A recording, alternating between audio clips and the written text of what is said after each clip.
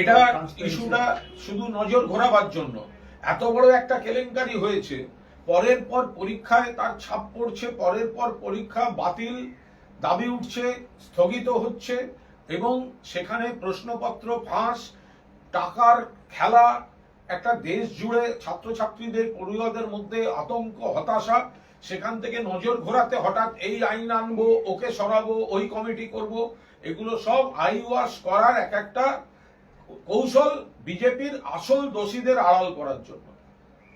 ভারত সরকারের সঙ্গে বাংলাদেশ সরকারের গঙ্গার জল চুক্তি পশ্চিমবঙ্গ সরকারকে বাদ রেখেই রিনিউ করা হচ্ছে।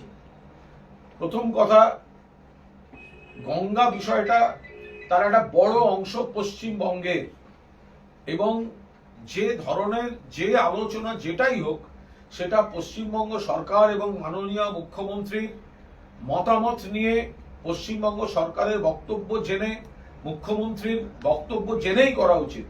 আমাদের মুখ্যমন্ত্রী বাস্তববাদী, উদার, তিনি নিশ্চিতভাবে প্রতিবেশী রাষ্ট্র বাংলাদেশকে ভালোবাসেন, বাংলাদেশকে সহযোগিতা করার পক্ষে।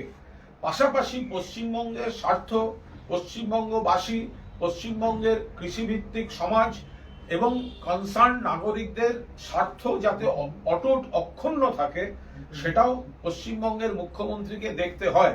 ফলে এই ধরনের কোনো যে নদীগুলি পশ্চিমবঙ্গের উপর দিয়ে গেছে, সেই নদীগুলি সম্পর্কে কোনো সিদ্ধান্ত নিতে গেলে কেন্দ্রীয় সরকারের উচিত নিশ্চিতভাবে তার মধ্যে পশ্চিমবঙ্গ সরকার এবং মাননীয় মুখ্যমন্ত্রী মমতা বন্দ্যোপাধ্যায়কে সেই আলোচনায় রেখে তার মতামত নিয়ে কোনো পদক্ষেপের দিকে যাওয়া।